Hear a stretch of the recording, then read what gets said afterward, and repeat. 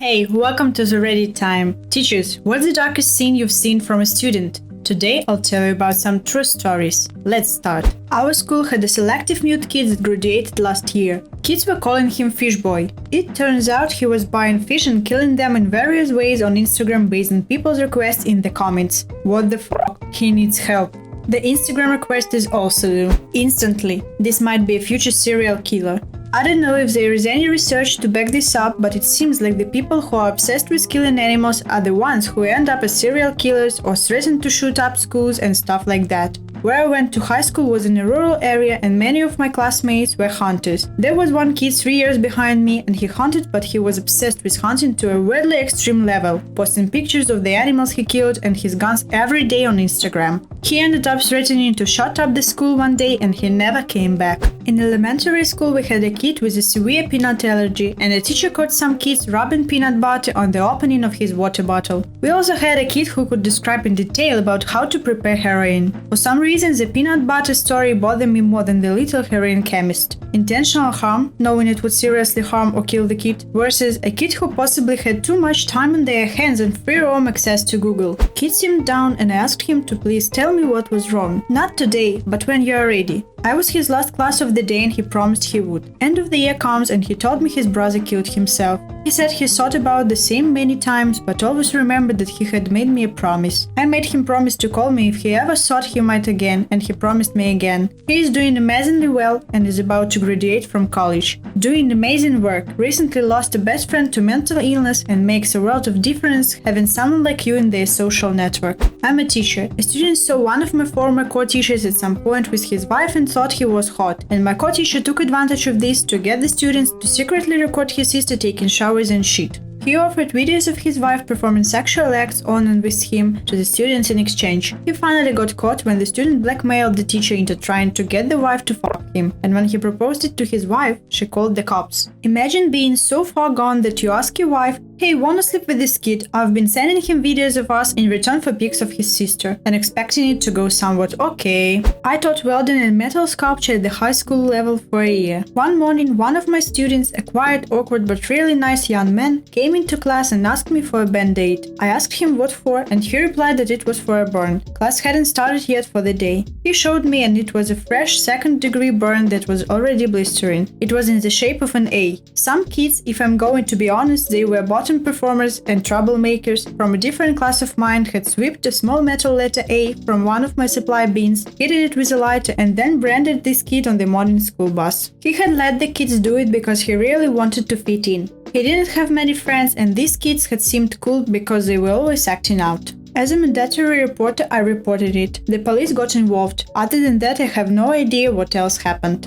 That gave me the cold shivers. Why are people, and especially kids, it seems like, so prone to Lord of the Flies type stuff so easily? Still developing frontal lobe to a degree. Until roughly age 24, a person is literally at a reduced ability to reason or emphasize among other things because the frontal lobe is still developing. It's partially why young men make better soldiers. The worst thing is the kid didn't realize until I explained to him that he will have that scar for the rest of his life. He got really quiet when I showed him the welding scars on my arms. There was a kid in my wife's class that squeezed the classroom hamster to death. He just wanted to tend the rabbits. Better stay away from women too then. I had a kid who really wanted his parents to come to his graduation ceremony, but they were both sex offenders and couldn't be on campus. He just wanted someone there to support him. Not to defend sex offenders, but sometimes the law is written in such a way that not all sex offenders are actual creeps. My case, when we were 22, a good friend of mine ended up becoming a sex offender. His crime? Getting drunk at a beach bar in Panama City Beach, Florida, stumbling out to the surf at 2 a.m. and taking a whiz in the ocean. His genitalia was exposed in public, and an overzealous judge dropped the hammer on him. Worst part is that he truly is a decent dude, and now it's going to follow him for quite some time. It's so shitty that guys like your friend or a guy who was 18 and had sex with his 17-year-old girlfriend are considering sex offenders and put in the same category as alleged child rapers and kiddie porn makers. People just see sex offender and immediately think the worst.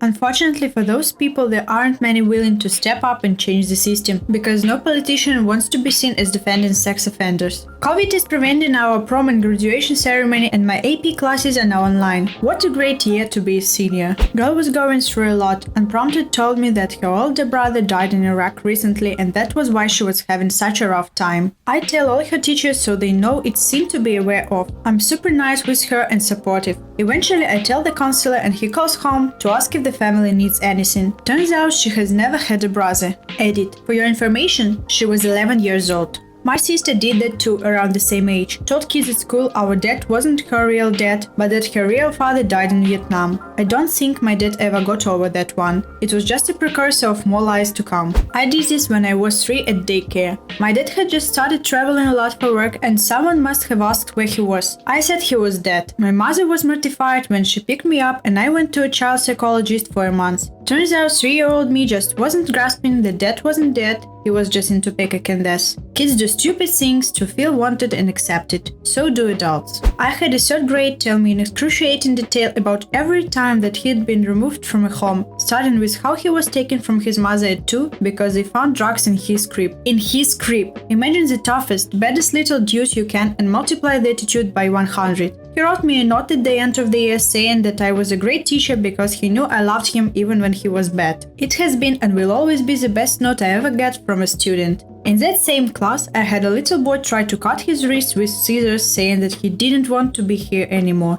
Cops came to interview him and said they were just kid scissors, so it wasn't big deal. Thankfully, mom took it seriously and got him the help he needed. Those cops are dumb. The intent should be what matters, not the weapon. You are obviously an excellent educator. My wife had a similar experience with a lost little boy who, despite his behavior, came to know that she cared about him no matter what. That connection, that relationship with a stable adult who shows unconditional caring can be a lifeline to a child whose home life is a mess. I am an English teacher and I am the sponsor of the school's comic book and anime club. This year, I managed to take my club to a convention and many of them had several firsts, such as meeting celebrities, LARPing, participating in panels, speaking to professional artists, and just being with a larger fandom community. Upon our return, one of my members, a 16-year-old girl, asked to speak to me privately. She proceeded to tell me that she had been molested by her father and uncle ever since she was 12. On her 16th birthday, she finally had enough of the abuse and she contacted the police and told them everything. Before the investigation could begin, her uncle committed suicide out of shame.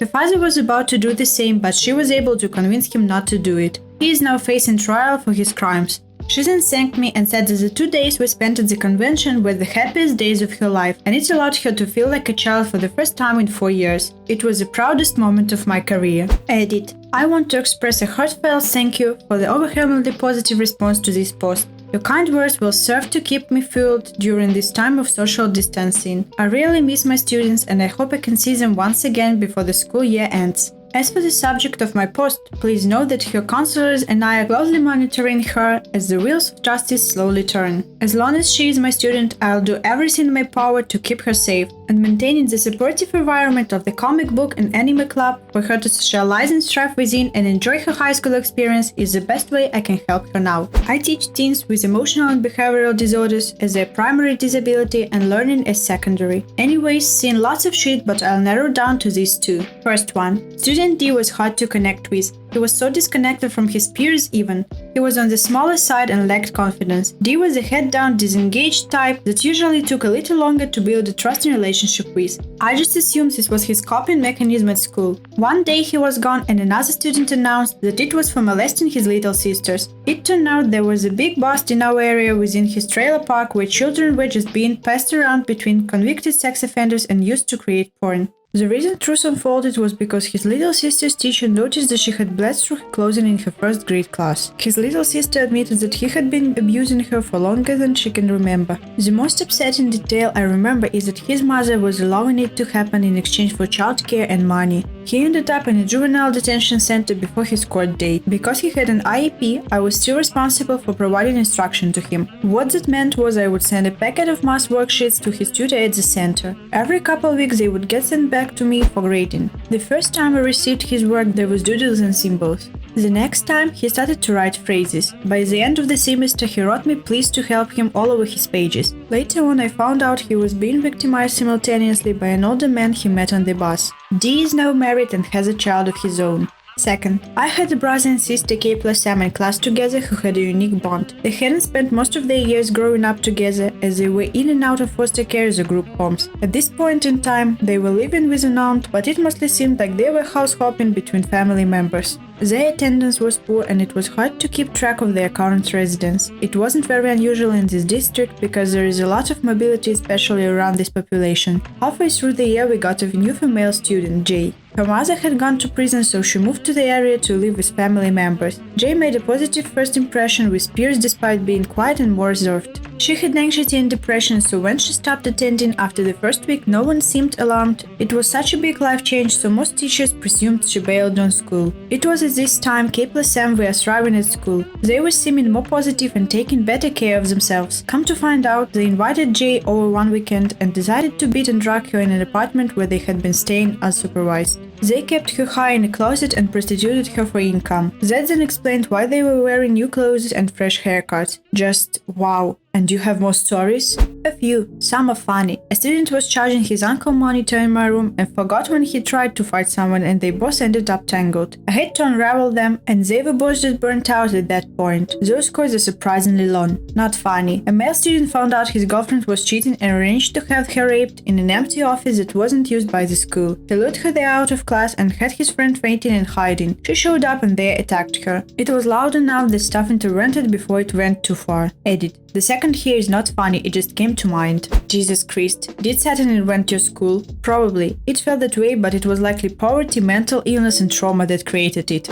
I've got two. I had a student casually tell me about how he pulled the eyes out of his rabbit's head. He explained how there was blood everywhere. This was my first day working as a supply teacher at that school and my first conversation with a student. I later brought it up to support staff and they were shocked he mentioned it to me. Apparently he killed his rabbit because his mother loved it more than she loved him. The boy was now in foster care as his mother was a drug addict. He shared a lot of really dark stuff with me that day. Another one, more sad than dark, was at a different school. Students had to write their address for an assignment, but this fourth grade girl didn't know hers. Another student asked me, "Do you know where the so-and-so motel is? She lives there." Really broke my heart, as this girl was so young and innocent and didn't really understand how unfortunate her life situation was, as she proudly googled the motel and found her address. Really low-income part of town.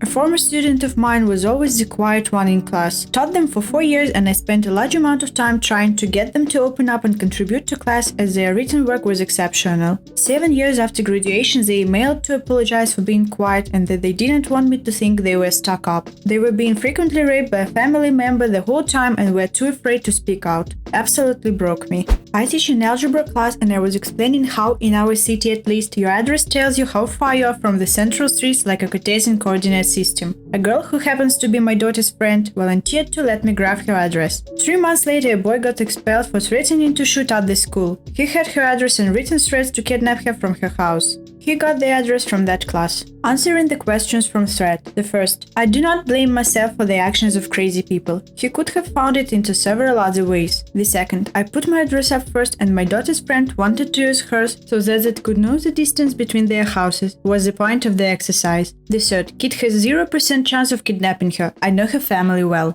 A list simply entitled The List with a few students' names and my co-teacher's name on it. Was a student with some serious behavioral disabilities on it who admitted it was a kill list. Edit. Rip my inbox. Lots of people on here who experienced something similar. No, this was not recent. The student received appropriate support after this incident. Well, hey, at least this means you were the fun teacher. Jesus, this list is... Oh, he likes me enough to not murder me. Thank you for watching this video. I appreciate it a lot. You can write in the comments down below what story shocked you the most. Also subscribe to my channel, give me a big thumbs up and see you in the next video.